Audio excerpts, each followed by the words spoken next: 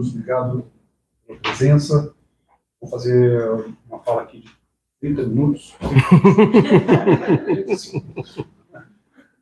Ato falho não, né? 30 segundos. Só para institucionalmente contextualizar a palestra da professora Prudence Carter. Nós estamos abrindo o ciclo de palestras desse semestre e estamos abrindo o segundo semestre acadêmico do IESP com essa palestra, embora não tenhamos começado ainda o segundo semestre, oficialmente hoje. Mas a gente está aproveitando a presença da professora Prudence Carter para esse tempo para dar início ao ciclo de palestras. Eu acho que eu estou coordenando esse semestre com o Zé Zago, que está em Buenos Aires, na IPSA, não pode estar aqui. Então, estou fazendo essa função, cumprindo essa função de dar abertura ao ciclo. Não sei se vocês já olharam a programação, acho que está bem variada, está bem interessante. Quero contar com vocês de novo diversas vezes. Tá? Eu vou passar a palavra para o Luiz, que vai coordenar a mesa hoje. Eu uso esse ou esse? Tanto faz. Tá bom. Então, gente, boa tarde a todas e todos. Eu queria começar agradecendo o Fabito e o Zé pela organização do ciclo e pela possibilidade de acolher a professora Prudence Carter. E, em segundo lugar, agradecer a Prudence, que cedeu o seu tempo e, sobretudo, manifestou grande interesse em voltar ao Brasil. Prudence já está aqui pela 4ª ou 5ª vez. Já praticamente fala português, mas ainda viu como ela entende? Mas ainda não se sente à vontade suficiente para fazer a palestra em português. De todo modo, é uma grande honra para a gente recebê-la aqui. A professora Prudence Carter é professora da Universidade de Brown, nos Estados Unidos, e é a atual presidenta eleita da Associação Americana de Sociologia, da ASA. Para além disso, a professora Prudence tem uma trajetória que passou por várias universidades. Ela fez o mestrado dela e o doutorado dela na Universidade de Colômbia, onde ela foi monitora de estatística do Carlão, que aqui está no doutorado, o que já indica uma característica importante da trajetória da professora Prudence, que é a ênfase em métodos mistos, né? Então, as pesquisas que ela faz utilizam muito dados quantitativos, mas também pesquisas qualitativas, e ela tem uma preocupação em integrar essas duas coisas. Também toda uma preocupação em integrar o nível micro com o nível macro, quase sempre trabalhando com pesquisas sobre sucesso educacional, sobre culturas jovens locais. Um dos seus livros mais importantes trata um pouco da vida educacional de negros e latinos, jovens negros e latinos nos Estados Unidos. A professora Prudence também tem trabalhos comparativos, sobretudo com a África do Sul, e tem uma trajetória que passou por diferentes universidades, como Stanford, como Berkeley, como Harvard, até chegar agora na Universidade de Brown. Além de ter se disposto a vir aqui no IESP, a vir para o Brasil, ela acabou de passar 4 dias em Belém, onde a gente aproveitou muita coisa, onde a professora Prudence também pôde falar na SBS, no Congresso da Sociedade Brasileira de Sociologia. Então está aí numa longa maratona. A gente combinou que a professora Prudence vai falar meia hora, 40 minutos. Como vocês sabem, a ideia aqui do ciclo é ser um espaço mais aberto, onde a gente possa conversar de um modo mais tranquilo sobre as pesquisas. Ela vai falar em inglês, para ficar mais confortável para ela. De todo modo, no YouTube, depois na gravação, a gente vai adicionar a legendagem em português. Quando ela terminar a apresentação dela, eu volto aqui para moderar, para colher as perguntas. Como já disse, ela entende português perfeitamente, mas qualquer necessidade de tradução, vocês podem tanto fazer as perguntas em inglês, ou se preferirem em português, eu posso eventualmente traduzir.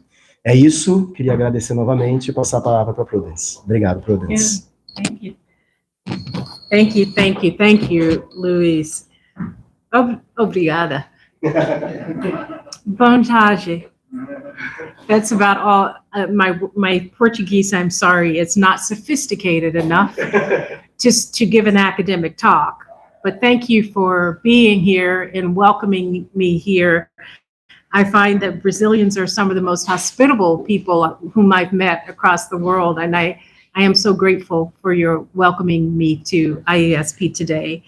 I'm going to talk to you and actually provide a sneak preview of some of the things that I will share next month in August in Philadelphia as a part of my presidential address to the American Sociological Association.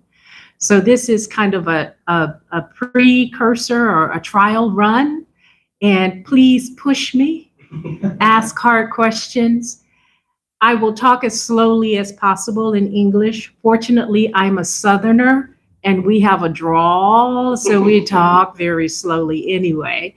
And if I need to clarify, I will just ask me the question again. I've entitled this talk, Social Differentiation and Unrealized Integration in Education and Society.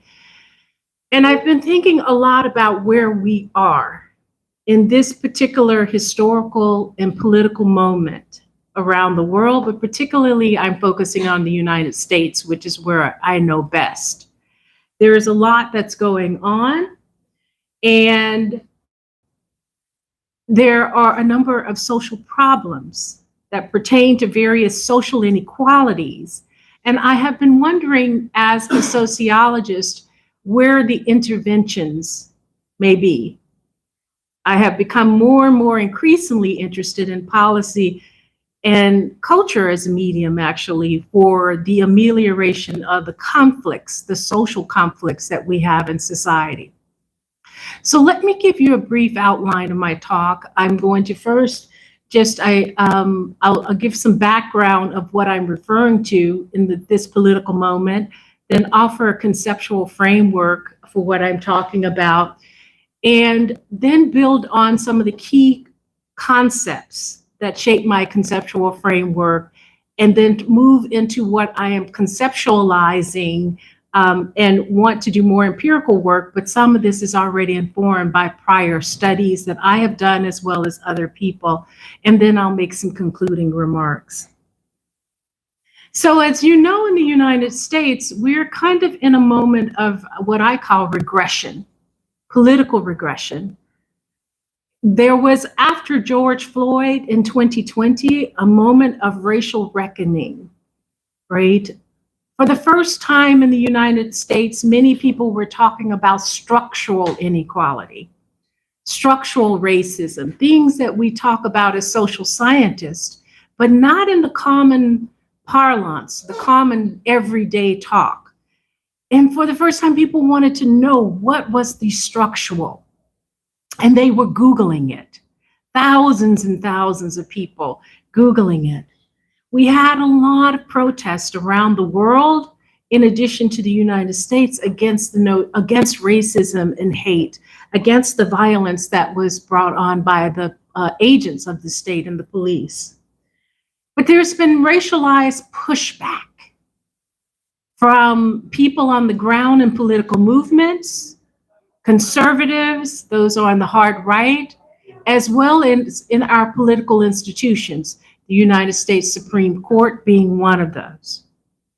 In addition to racial strife and conflict, we've had a lot of strife around other historically marginalized and oppressed groups. In the United States, the rights of those who identify as LGBTQIA are also on the end of regressive politics. It was not long ago that LGBTQ folks were allowed marriage equality. The Supreme Court has set up the point now that those rights are going to be actually questioned and challenged in the coming days. In fact, it's now okay for any small businesses to refuse to service individuals who identify as LGBTQ.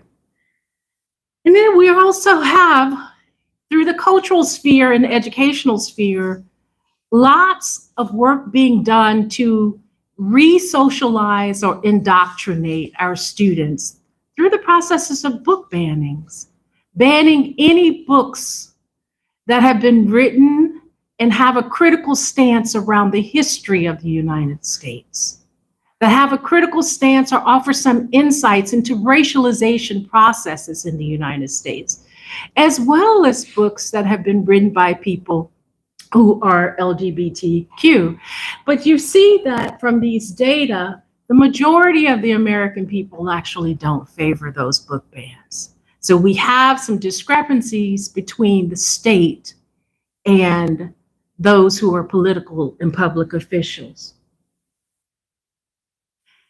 Another curiosity is, in the context of the emergence of high conservatism and leaning very far right since the election of President Donald Trump in the United States, is the notion of Christian nationalism. Lots of people who believe that the United States is actually a Christian state, should center Christian values, and actually should be exclusive in those values, has been on the rise. But one of the things that has happened in also the public sphere in the talking about Christian nationalists is lending itself to the common understanding that those people are just white for the most part, that they're predominantly white. Numerically, yes. But one of my more recent studies, and I'm introducing this because it offers some complexity to the notion of integration, is that there are a number of conservative Christians in the United States, including African Americans, Asian Americans, and Latinos. And in my current study, what we're finding that is that on the scales and the items that are used to measure Christian nationalism, actually African Americans lean more Christian nationalist. They're just not as politically conservative. And you'll see these data, which are disaggregated by race, that the majority of Black Christian nationalists in the country actually identify as Democrats. They voted for Hillary Clinton, who was the opponent of Donald Trump. They actually believe in strong social welfare states. They actually subscribe to more programs like affirmative action and reparations or justice for those who have been historically racialized and oppressed and marginalized Blacks, compared to their white counterparts who lean far right and more conservative. And you'll see that the overwhelming majority of white Christian nationalists voted for Donald Trump. So the reason from a sociological standpoint, this is curious to me, is that we really see some intersectional forces going on, that race as it intersects with strong religious identity, particularly conservative religious identity, doesn't yield the same kinds of political outcomes, political values, and attitudes. However, that notion of Christian nationalism is being usurped, and it elides these racial differences. And so this new paper we're working on is talking about, one, how important it is to think intersectionally and not actually elide other identities in one category, because the different social and historical experiences, when they come together, could lead to different outcomes. And then understanding what Christian nationalism means differentially for folks who are of color in the United States versus those who are white, and they are not the same. And what does it mean to integrate, if that is the case, or can it be integrated, an idea of Christian nationalism? Do we even want that? Another backdrop for the work that I'm doing is thinking about where the United States is on social progress. This is an international study of 169 countries, looking at countries that share similar gross national products and GDPs. And the United States right now, in terms of its the metrics or the indicators that are used to think about its inclusiveness, ranks about 33 out of 169 countries. Let me take this. I don't know why this is here. Should I take this? I can do it. Yeah. Can you get that away? Thank you. That's right. So this international study, and you can see down at the bottom here, socialprogress.org, if you'd like to see more details about the methodology. uses different metrics to develop various gauges or barometers of non-economic factors and dimensions of a society. And it includes how much equality is dispersed across different social groups in each of these countries. The United States ranks about 33, but you'll see that when it comes to discrimination and violence against racial minorities, it's like 102 out of 169. It does a lot better for its acceptance of lesbians and gays. So power is distributed in very different ways depending on different groups. Now, because I'm in Brazil, of course, I couldn't help but see how it's done in the Brazilian context. Here are the data for Brazil. And you'll see that similarly, not discrimination and violence against minorities is a bit high, low ranking, but for acceptance of gays and lesbians, comparatively higher. In fact, Brazil is in the blue, meaning overperforming by a point. And this is comparing Brazil only to countries that are in the same economic band as it is. And in terms of inclusiveness, it's actually in the performing within expected range, but it's comparing it to other similarly situated countries. But the short of it is both of our nations actually have a way to go in terms of actually being fully inclusive nations as democracies when it comes to the social differentiation within the countries. So my question for you today and that I want to address is, what are some social, organizational, and institutional factors needed to enhance a society's ability to embrace an inclusive, multiracial, multicultural democracy? And how do we examine and show these empirically? That's where I am. That's what I'm kind of ruminating and thinking about quite a bit. And I have a conceptual framework that divides into two parts. This is drawing on my last study between the US and South Africa. Many of us social scientists have studied distributional inequality. That is the differences in material resources, economic resources among different groups. And we know that there are disparities. But one of the arguments that I make in my work now is our ability to focus on non-economic, the more intangible resources that find themselves appearing and find themselves actually manifesting in social and cultural and micro level processes. They're harder to measure, but they're easy to observe, especially if you're living and you're breathing and you're opening your eyes. And they find themselves situated in the sociocultural context of organizations and institutions. We can see how they play themselves out in the political domain. And so what I'm drawing your attention to today, and part of my argument, is that social scientists, if we want to think about how to address the first question of how to be more inclusive, is that we have to shift our attention some more to what I call, and others are calling, relational inequality. The micro social processes that actually lend themselves to the reproduction of really palpable boundaries between groups. What keeps some of us in, what keeps some of us out? What are the mechanisms that are used to create those boundaries? What the sociologist Michelle Lamont talks about, symbolic boundaries, right? The cultural tools that are used, she and Virag Molnar, to actually reproduce social boundaries. So we want to think about those things.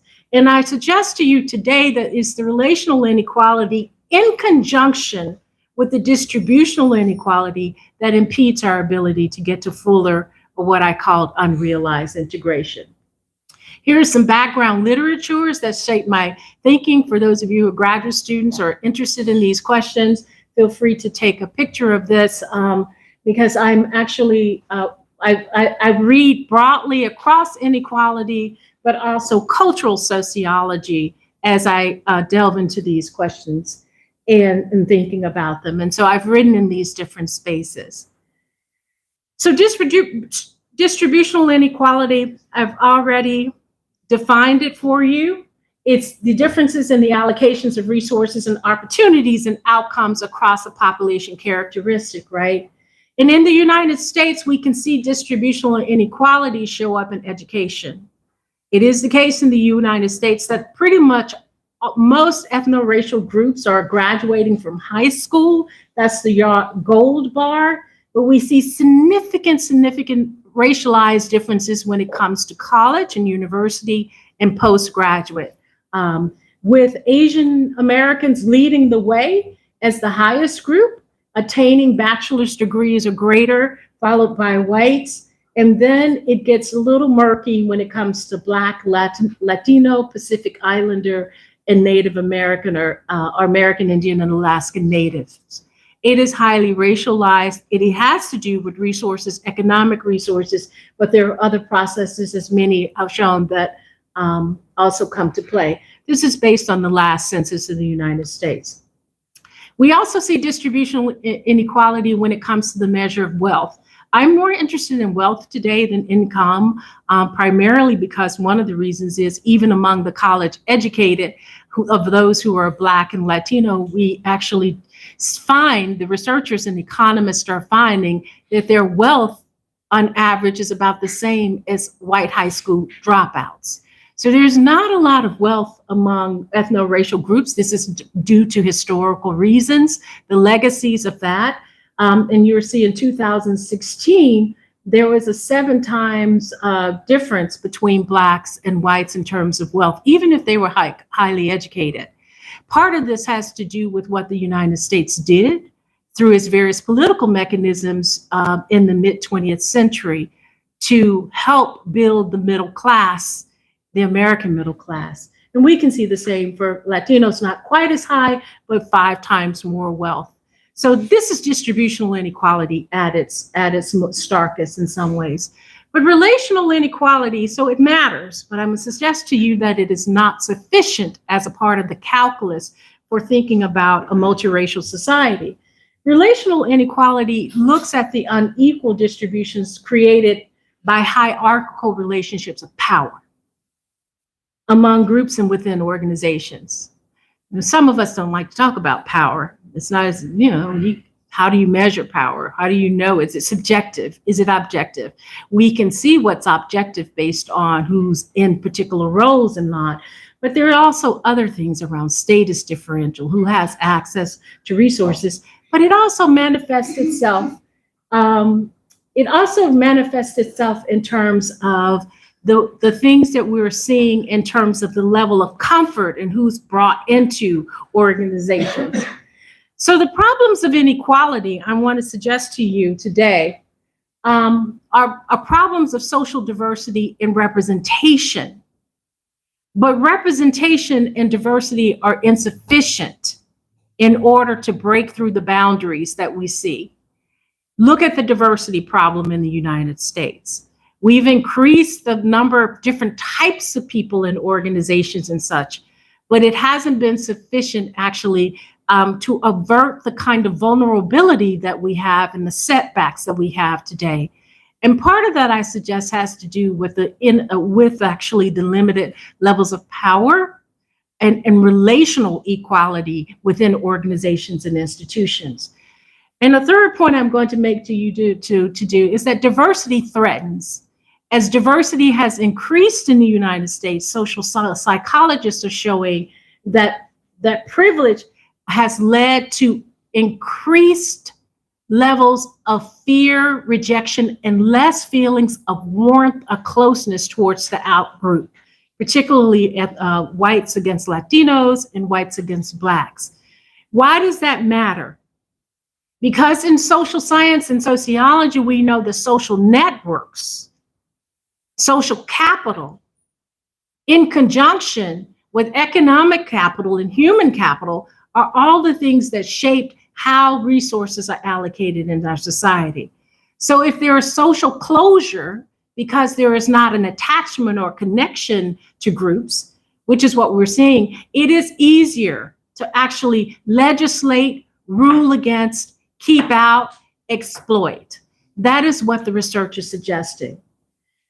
And then finally, I'm going to suggest to you that another inhibitor to inclusiveness in a democracy has to do with what the dominant cultural logic is that's operating around the purposes of education in our society.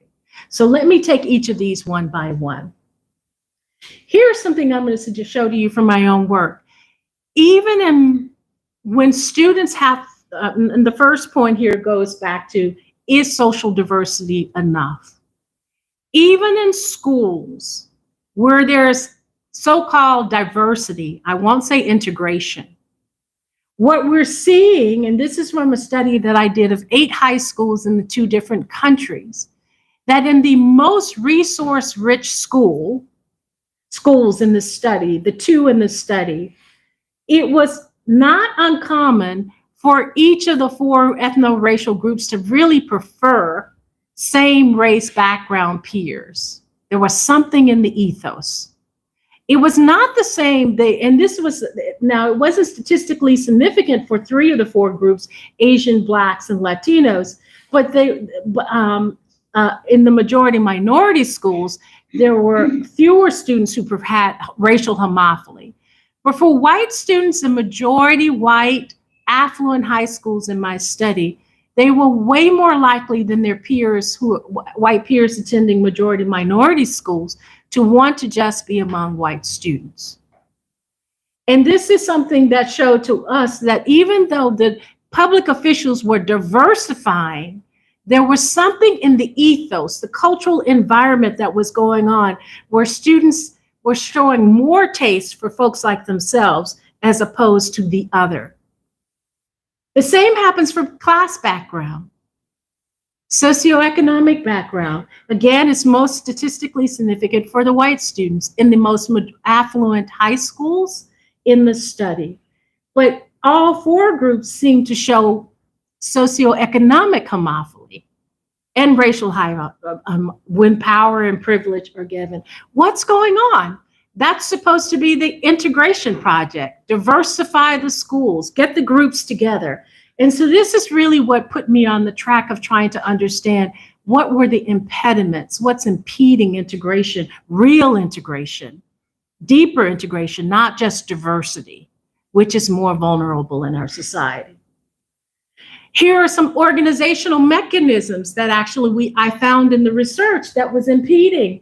In the upper echelon classes of honors classes, international baccalaureate, advanced placement, these are the classes needed to go to university and beyond to become part of the academic elite, the more selective colleges and universities.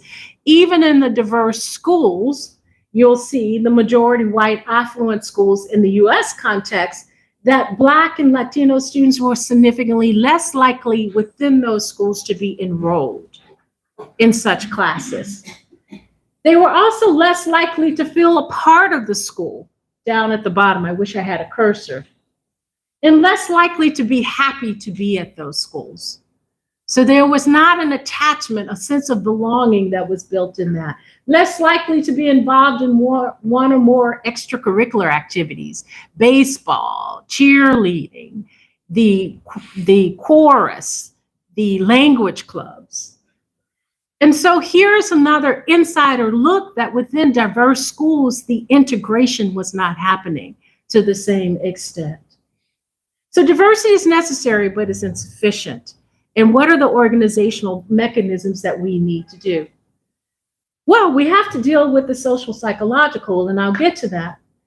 But one of the arguments that I'm going to be making in my speech next week, as I'm trying to get to this notion of unrealized integration and what it takes, is that I want to say that history is already informing us in the political moment.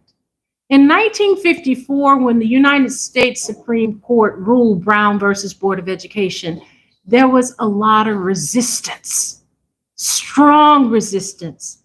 By the 1970s, local communities and school boards had turned back the Supreme Court's ruling in practice.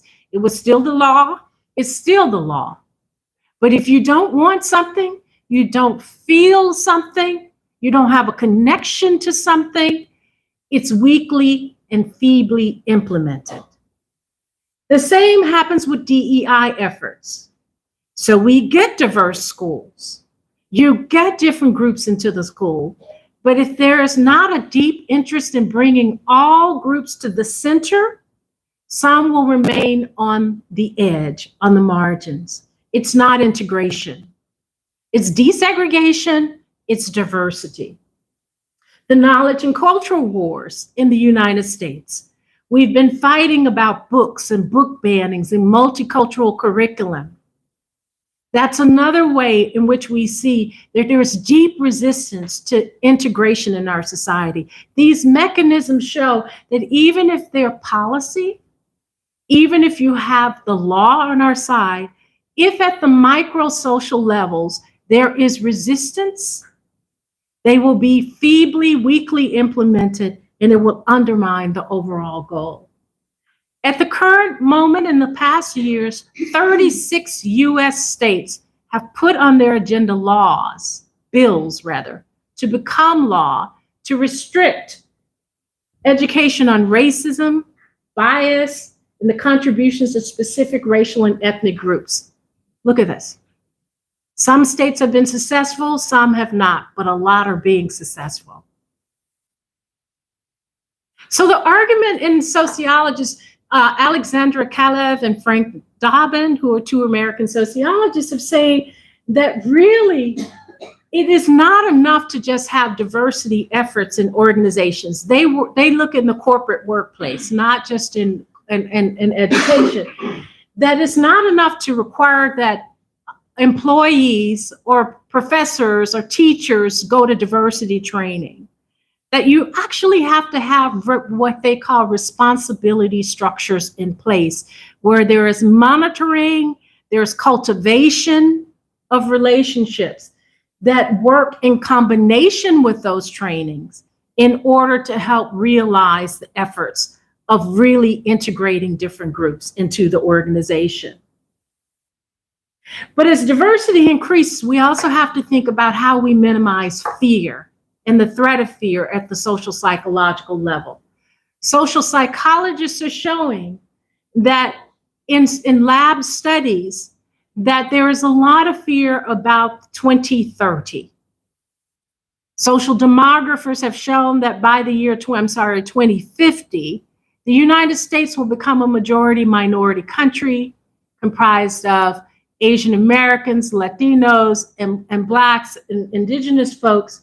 And from their studies, they're seeing the racial shift condition in the blue shows when they tell folks, well, it's going to change and whites will no longer be in the majority. And then the gray is as a more stable and benign condition, benign, put that in quotes.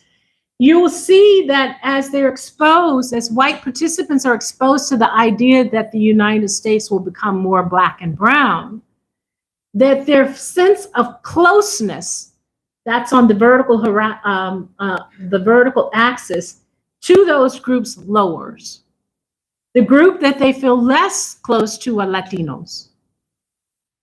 Next come Blacks, then Asian Americans. And they even start to feel a little less close to whites under this majority minority.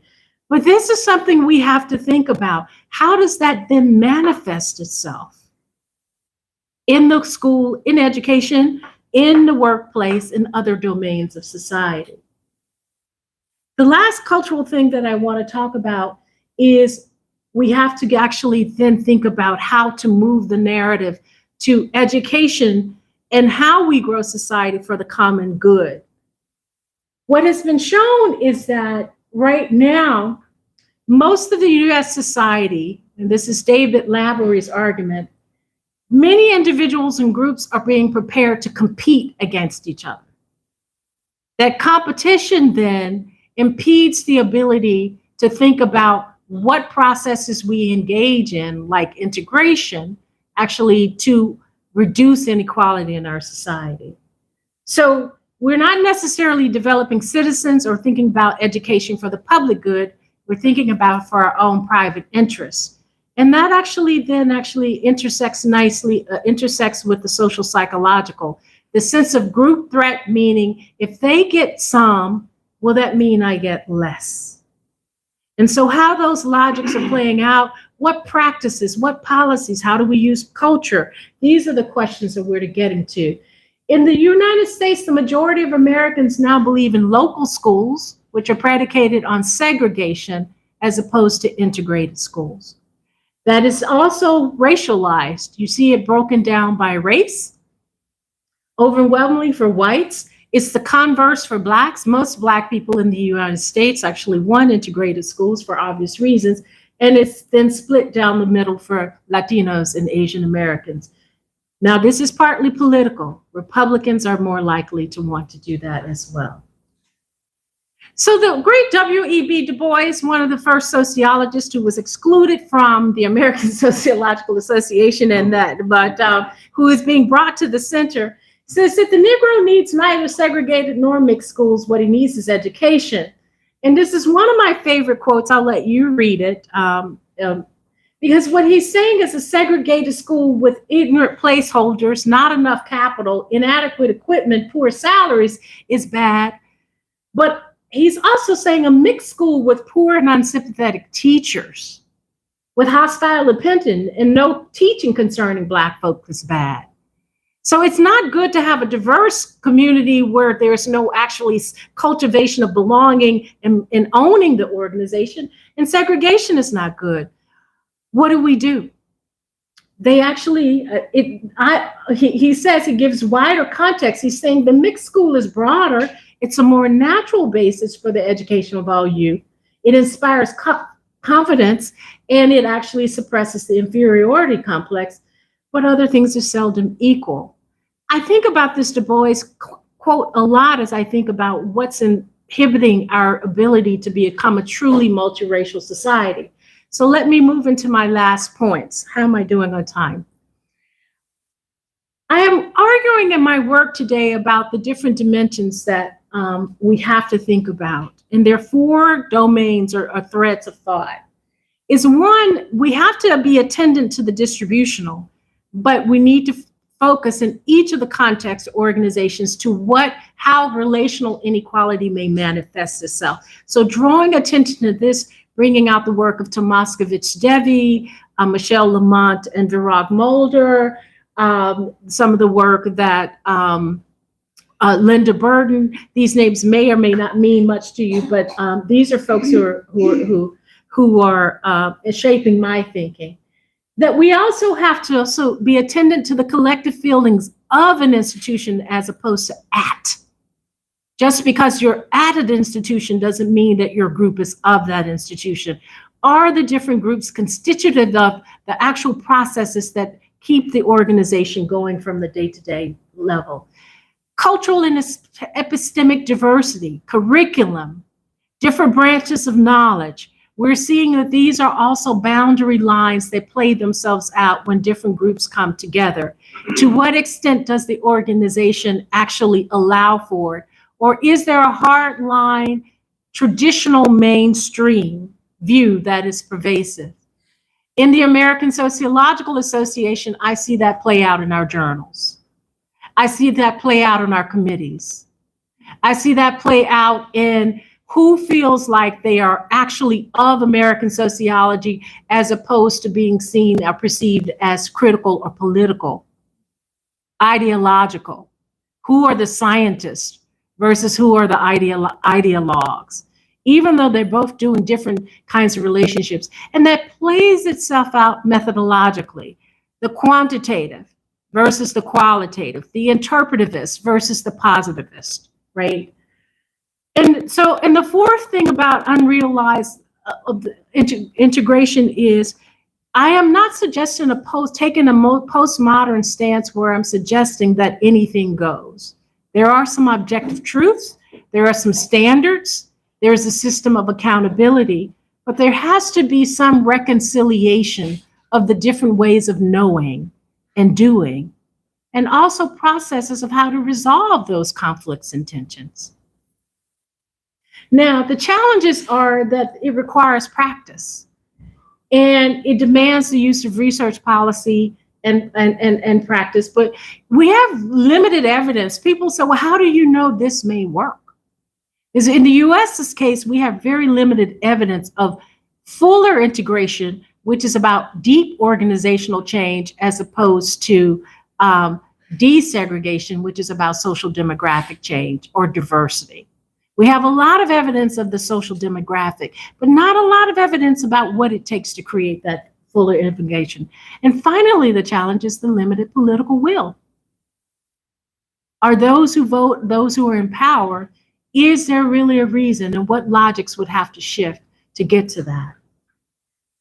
So even on those who see themselves as left of center or more critical, there are lots of debates that are falling out, and I can talk about this. I'm going to skip this for the sake of time, because there tends to be a maximalist approach. I just have to raise this one thing. Maurice Mitchell is the head of the National Working Families Party, and I consider him an organic intellectual. He wrote a powerful paper last November about what has happened even in political movements, the Black Lives Matter, or the movement, global movement for Black lives, that even the disagreement among those who share certain political ideas and values, if you don't agree with everything, you're suddenly rendered or perceived as illegitimate. And so thinking about conflict and resolution is a big thing in terms of integration, that how do we do heterogeneity well in our society? So I'm going to be suggesting, as I evolve this idea and this process evolves, that sociology itself in my field actually has to wrestle with the epistemic diversity piece. I actually wrote an article on why diversity is sociology's strength epistemically last year. I do believe, and I will argue, that we have to flatten the hierarchy of knowledge in the social sciences. It's very problematic in some ways because it limits the ability to fully see society, to see communities the way we kind of theorize today. We also have to value the different forms of sociology. And I can't speak for other social sciences, but we act like it's a religion within our respective disciplines sometimes, don't we? And I'm drawing on Bourgeois' work there. And for all of these reasons, I would suggest that it would improve the educative power of our discipline for those of us who are sociologists. Similarly, we can do similar processes in society that parallel that, and I won't repeat myself. And now, just to summarize, I am making some arguments, but drawing more attention that we need the both and in terms of the study of the relational and the distributional. And relational inequality will include the study of exclusion claims making in addition to exploitation, group threat, and the inequitable nature of some of the macro cultural logics we use to make sense of why we do education and how we do society. Thank you.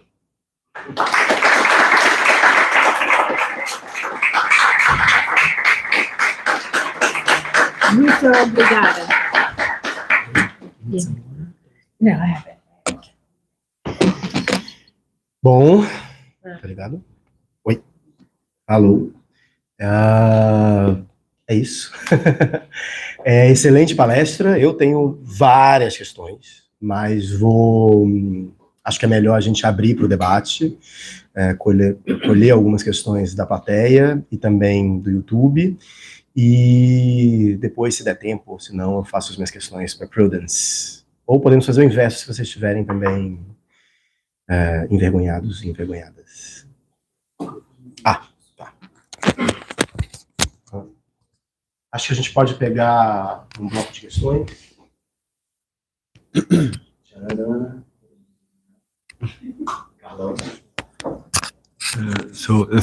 Thank you, Prudence. No, I'm very interested in your talk, and I think it relates a lot to what's happening in Brazil today also, because we have, politically we are in a similar situation, as you know, as in the US, with all this, the conservatives coming back and all that. And you know that in Brazilian sociology, when it comes to the study of racial inequality in the country, there is like some old findings that show that in terms of distributional inequality, racial inequality is very large in Brazil. It's even larger than in the US. But then when you come to other types of inequality that I don't know if we could call them relational inequalities, but when you come to like socialization or like more interpersonal relationships, like for example, measuring residential segregation or interracial marriage, there is more exchange than in the United States that is more segregated. So there is this idea that in Brazil we have very high racial inequality, but at the same time the country is more, in terms of socialization, there is less conflict or whatever.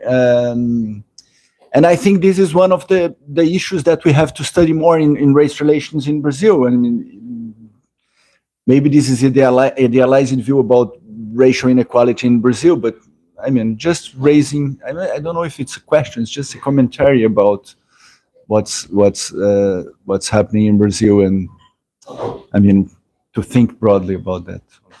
Sorry, it's not a question, it's just a commentary. Yeah. So, to use this? Yes, because of the internet we have. Sorry. Okay. So when I defined, thank you, Carlos, for that question. When I showed you the notion of relational inequality, I talked about power within organizations and institutions. Yeah. The domains where it's possibly more easy to actually reduce relational inequality are specific cultural domains, right? Particularly if the culture lends itself to profit, right? So we think about the arts and music,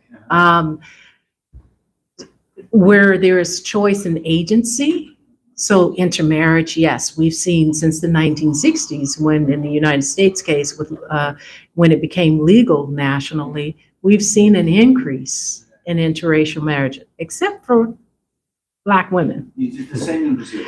All right, so yeah, so we go back to the intersectional, and that's a whole nother talk. Yeah. Okay, but when it comes to thinking about who's running the institutions and organizations that comprise society, there is no way that you can say that the relational inequality is there by these social groups.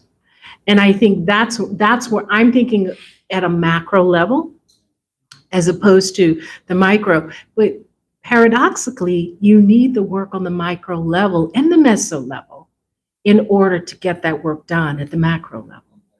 Yeah.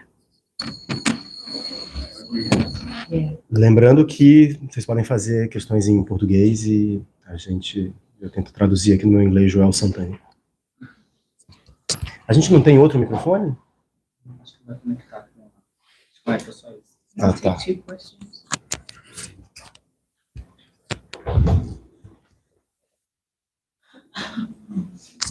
Olá. É mais uma dúvida, eu não conheço exatamente como é a demografia americana, mas eu fiquei pensando aonde estão os indígenas ou nativo-americanos nessa pesquisa. É relevante ou é irrelevante pensar sobre isso?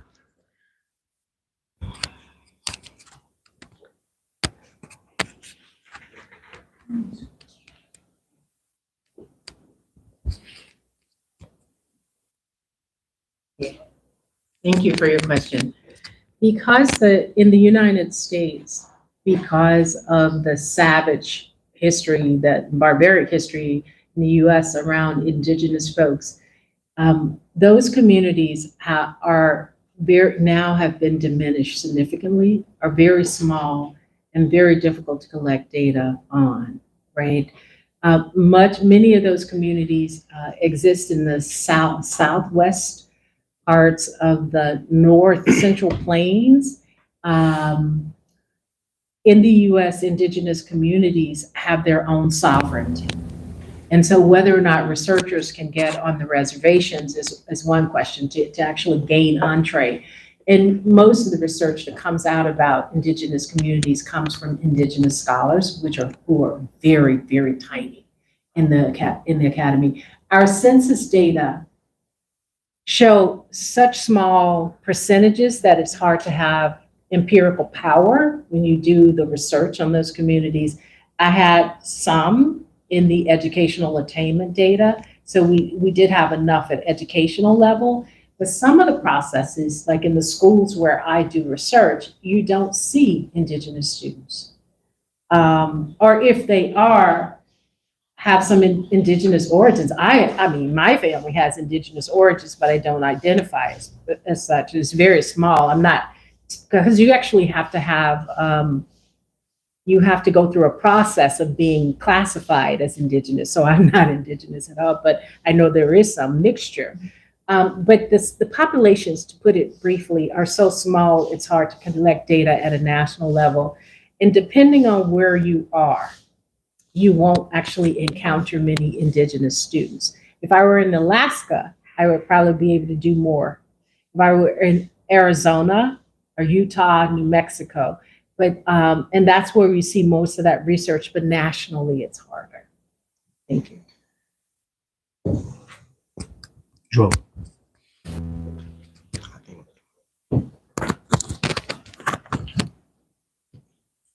Thank you for your talk. I am interested in, I'm Flávio Cavalhais, I'm in the Sociology Department at the Federal University, and I also work with education. So I was very interested in the part of your talk, you talk about schools, and I would like to ask a question about mechanisms of racial inequality within schools, especially relational inequality. To think beyond, of course, discrimination may be a part of the issue, but other mechanisms as well. Because thinking intersectionally, I think in the US and in Brazil, we see groups like especially Black boys that are very underserved by schools, and what are the mechanisms that may be driving that. And a very difficult part of this equation, in my opinion, is like stereotype threat and mechanisms that are like individually incorporated, and also like other mechanisms as well. I thought about stereotype threat, and I forgot the second, but I think it was an idea, like how to think about how schools can be an environment and an organization to fight against racial. Thank you. So to be clear, Flavio, that chart I showed inside of the schools are not necessarily indicators of discrimination. If they are, it's a kind of quiet. They're indicators of the experiences of students and the meaning they're making. So there is agency. It is the case inside of schools, for example, that there are different opportunities where students self-select. And they self-select because there are thick boundaries between groups. It's not like the school official saying you can't do this. They're not. So for example, in Stubborn Roots, the book I wrote, there's a tendency even among adolescents and young people to say, well, football is for the Black boys, baseball is for the white boys and the Latinos, cheerleading is for the white girls, stepping or dance is for the Black girls. So that happens at a level of agency and choice, because one, cultural taste, two, they also set up their own boundaries, right? So these are processes. But the other thing is, there are some things where I experience inside of the schools as an ethnographer, where there would be a class offered on a topic and an educator would say, oh, that's not a class for those kids, but this is a class for these kids. That is tracking, and tracking is a mechanism in schooling in the US. So I said we have to get rid of the distributional lines. Tracking, even if you say you don't need to look at grades to get into a class, there's a perception, a subjective part about what's for whom and what's not for another. It happens. In terms of Black boys, for example, I spend a lot of time with groups of Black boys in these schools, and they are exploited for their athletic abilities in some of these more resource-rich schools. It happens all the time. It happens in American universities, right?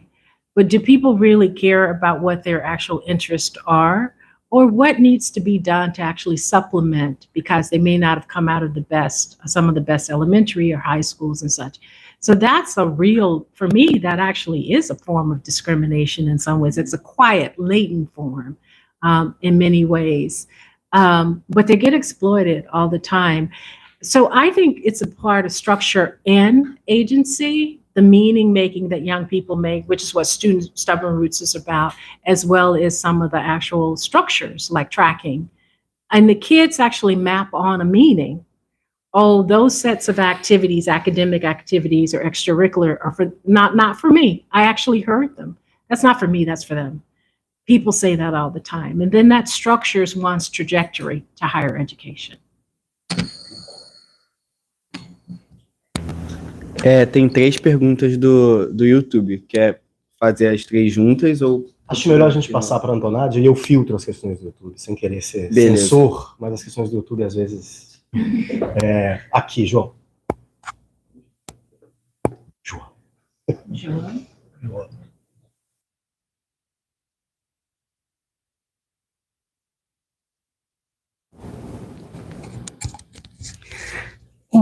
Wow, I want to thank you, especially for your concept of your attention to relationality.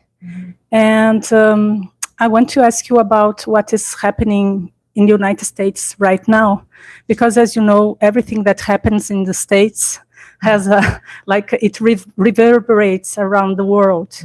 As it was during 2020, it was the pandemic. But Black Lives Matter and George Floyd's death had a huge impact here in Brazil. I was at that time dean in my former university, and we could implement a new bill on affirmative action for the whole graduate programs in our university. But right now that I'm in Rio and I'm head of my graduate program, we are trying to implement some affirmative action programs, policies, and in the last meeting we had, the board meeting we had, some of my colleagues, they were not ashamed, I would say, to raise the question of the poor whites in Brazil. So that's a big question in Brazil, talking about inequality and social differentiation, racism and segregation. And because I do research in South Africa, and I have read your work before, I really think about the category fear used in your presentation and how the Supreme Court decision in the US has somehow made already its effect in Brazil and maybe in other countries. And of course, everything in Brazil is, as you said in your presentation, how can I say, embedded in religion and also in this polarity in politics. While, as you also said, politicians, in a broader sense, it doesn't matter if Republicans or Democrats, in Brazil as well, they have been doing they have been doing almost nothing to really address the issue, not of representativity, as you said, but of really developing the matter of feeling, common feelings. And that's my question. Thank you. Thank you. That's a very rich question and comment. So the latest decision by the United States Supreme Court has depleted. We weren't surprised, but it's heartbreaking. And I'm going to say to you what I said at a conference about a month ago on the occasion, on the birthday of the Brown versus Board of Education decision. In 1963, I believe, when President Lyndon Johnson signed the executive order for affirmative action, it included both women and racialized minorities. In the 1960s, selective colleges and universities in the country excluded women across the races and racial and ethnic minorities to some degree. Those institutions then opened up. The government opened up. In fact, the executive order of affirmative action made it possible to build a Black middle class in the US. Most of those jobs came from public service, public sector jobs. The corporate world went slower. You can still see that today. What we know about affirmative action, which has been elided in the public discourse, is that affirmative action was revolutionized in terms of gender. Women, white women in particular in the United States, were the greatest beneficiaries. Today, the American Academy is significantly female. In fact, in selective colleges and universities, we have more applications from young women than we have to practice as admission officers. Just FYI, I was an admission officer for my current university, Brown, 30 years ago when I graduated from Brown. I went to Brown. And today, the colleges and universities are they are very attentive to keeping the gender balance. They have to do a little bit more to make sure it's 50-50 male-female. Now, this is excluding the whole issue of gender fluidity, but it is the case. In professional schools, law, medicine, business, in the American Sociological Association, women are in the majority. That was not the case 50 years ago. Affirmative action helped that. But what we have done is have been reductionistic and seen it only as a race matter. And the argument that I'm making using my framework is when it comes to relational inequality and equality in status, gender was easier because men had relationships with their mothers, daughters, cousins, spouses, girlfriends, neighbors. But because of segregation, those relational boundaries could not be penetrated to the same way. And anti-Blackness prevailed in the United States. We have had no protest movements, no movements from the right around gender. And women were excluded. And we see now what it realized. In fact, a federal judge, wrote a beautiful op-ed in the New York Times just a few weeks ago about that. We need to tell the truth. But we can't do the same thing for historically marginalized racial groups, Blacks and Latinos, right? And the other thing that was not done, and I remember this, in STEM fields, we were so proactive making sure that we could get chemistry, physics, engineering majors who were females. And nobody was talking about underachievement or that they weren't worthy or they weren't meritorious. And that's why I argue that the relational matters. And so it is the case that there will be a contagion effect. I said to Luis the other day, I think it's brilliant that Brazil in its policies actually included poor whites, because from a political standpoint, going back to the competition and the logic about self-interest, you have to include groups who have seen themselves as excluded or also being marginalized. In the Texas 10% plan, when Texas, with the Fisher case, they included poor whites. It was the first time politically where conservative rural politicians aligned with urban public officials who were Black and brown around the Texas 10%, because it would bring up poor whites as well. So I actually think from a political standpoint, it makes more sense. The United States did it with women, but for some kind of reason, they got divided. Social scientists did that. Public officials did that. And finally, the millions of dollars pumped into the conservative right. They were very strategic over 50 years to undo Roe versus Wade, and Wade in terms of reproductive rights, to undo affirmative action. They're coming after LGBT equality and everything else that's a part of the signature themes for the conservative right. But that's the strategic. And the question is, what will moderates and liberals and progressives do to countervail that? Well, I think that I have four questions. You can just decide which one you answer or not. But the first one is from the internet, from Wesley Diaz.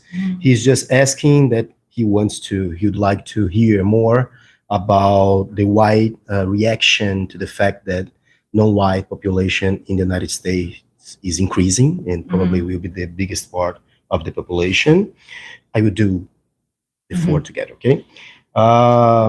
Beatriz Aguiar is asking about the impact of the wealth in this imbalance of power and how we can deal with that.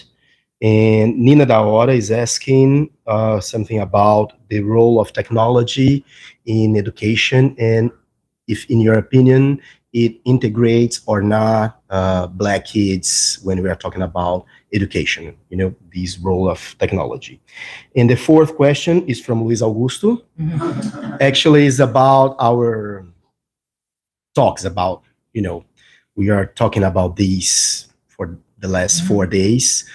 It's about affirmative action in the United States and in Brazil, because everybody can say that affirmative action is mostly a diversity policy, so it's more connected to another paradigm that you are criticizing. But actually, here in Brazil, we talk a lot about how affirmative action can change the imbalance of power in organizations. So it's maybe a completely different discourse about affirmative action.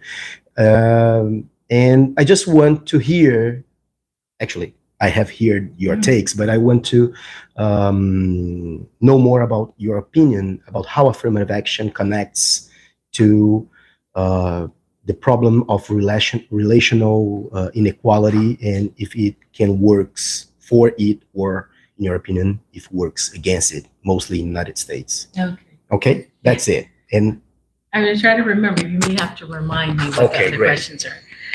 Let me take your question first, because that's more akin to what I'm talking about. The legal scholar Derek Bell, I'm actually drawing on his work. Derek Bell argued that the diversity frame as a compelling state interest is actually more vulnerable than thinking about reparations or justice frame as a compelling state interest.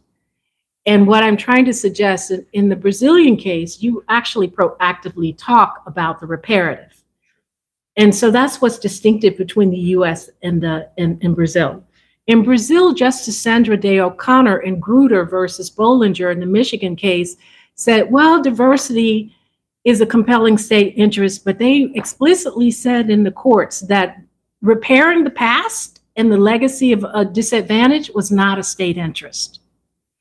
That's out there. And so we don't have actual policies. Affirmative action is not meant to be a policy to repair the accumulation of disadvantage for Black and brown folks in the US.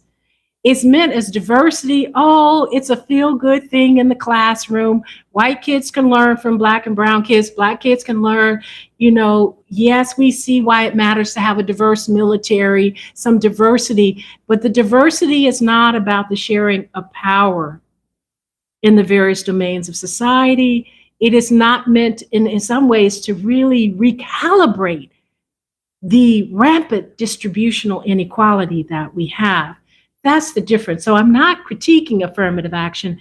I'm critiquing how it was framed in the United States. Okay, I want to be clear about that. In terms of the changing demographics of the United States, one of the reasons why I suggest that those on the political right, and political scientists and others, this is not my field, can suggest who study immigration, there is a great fear that with the voting power that comes with changing in the demographics, because most people who are increasingly more and more Latino, Black and brown, although tend to lean Democratic, moderate. I mean, sometimes it's split because of religious beliefs and such in different parts, like Miami, where they're more conservative Latinos. But it's, for the most part, we're seeing there's a fear of losing power and privilege that comes with political standpoint, but also some fear of being the minority. Once, you know, and there are sociologists like Herbert Gans and some others who've argued that the United States could be moving towards an apartheid, not technically, legally, but where if all of the economic and wealth, this goes to question number 2, could at some point be actually concentrated in the hands of a minority. And that's more and more like an apartheid state. I pray to God that that is not going to happen. But if we don't have the mechanisms in place to redistribute and spread out some of that wealth, now there are easy ways to do that. You could, you know, you can change the mean all in the media and all the time by creating just a class of Black and brown billionaires, and then we'll look like, but that's not what I'm talking about, right? We were really talking about the fact that in order to afford colleges, the selective colleges and universities, which are really expensive, my university is very expensive, the people who can afford to go there are only a certain group of folks with a certain type of wealth whose grandparents have passed on money that the state sanctioned when they were allowed to buy homes 40 years ago, but African Americans were not allowed to get those mortgages. And thinking about, well, how does the United States government and its institutions repair what it was complicit in? How does it do that? Will it ever do that? And it hasn't become a state interest, so the political will is not there. So yes, wealth, how are we going to do it? I mean, sure, with technology, if we can get more people with whatever means they have to build small businesses or small business loans, I'm really getting out of my area. It will absolutely can increase some wealth. Will it relatively decrease the gaps? It's hard to say. I mean, you can lift all boats and still have disparities across classes. And that is the relative inequality really concerns me, because it's the relative inequality that we predicate our metrics of success or who's deserving on. Who has the most, who gets there the fastest, or who has the highest. And generally it's those with the most who ends up getting those things. So the demographics, I don't know if I answered that question. I think the demographics are going to be what they are going to be. We know the birth rates are declining in the United States. We know that they're changing, but is the economic power going to shift? Probably not, which means we may be moving more and more towards an apartheid-like quasi-state. That's depressing. Yeah. I think there was technology. That train of artificial intelligence, big data science that all of us are talking about, that is so vast right now. There's a lot going on in it. But the research shows that we also have a racialized digital technology gap. Who has access to the equipment, the knowledge, the schools? I fear we're going to just be playing catch up generation after generation. Sure, some of us, sure, there'll be mechanisms to have some programs. There's camps, coding camps to try to get kids.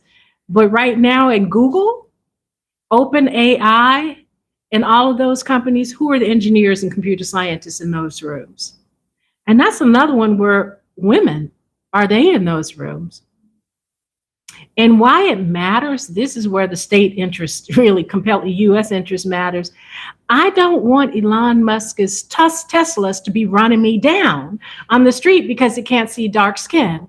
You know, so you need, I mean, that's real, that actually happened, right? You're going to need people of diverse backgrounds in these labs to make sure that these machines don't kill us or harm some of us. So I'm actually trying to offer a bit of levity here, but that's actually real in some ways. So.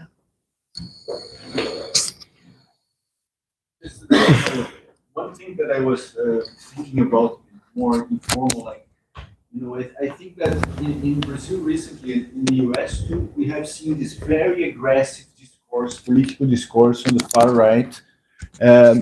against women's rights, against LGBTQI, and even against racial groups. You know, our former president said very racist things. So one of the things he did was to open the public discourse to some sort of speech that was like maybe latent, and now it's evident, it's out, you know. And I think in the US is almost is the same. It's very similar, like the Trump thing here in the extreme right. And I think this is in a way a reaction to the fact that even having a lot of inequality, gender, racial inequality, and gender inequality and all that, many women, for example, went to powerful positions. You know, our former president was a woman, and you know, in the US you had a black president. So there is a reaction to all that, and this is open in the political agenda now. What wasn't some time ago. So there is a reaction. I think there is a fight going on the cultural sphere that's very different than it was, or at least it's more explicit now. And, you know, it's related to this, I mean, cultural wars and all that, but that's something that scares me a lot, because here in Brazil now people say racist things openly. As if it, you know, it's not that there wasn't this before, but now it's open in the public. So this is, I mean, just a commentary too. Okay. Thank you, Prudence. Very nice your talk. Thank you. So let's. Bom, eu acho que vou encerrar a palestra agradecendo a todas e todos, informar que a gente vai ter um humilde coquetel aqui embaixo, onde vocês poderão conversar um pouco mais com a Prudence, mas, sobretudo, agradecer a Prudence pela sua generosidade. O Brasil vem explorando a Prudence todos esses dias com palestras e conversas, e ela tem sido muito generosa com todos nós. Obrigado de novo. Thank you again, Prudence.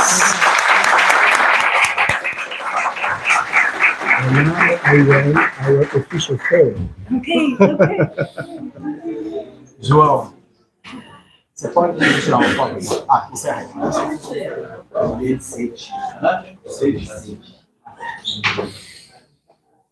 Thank you so much.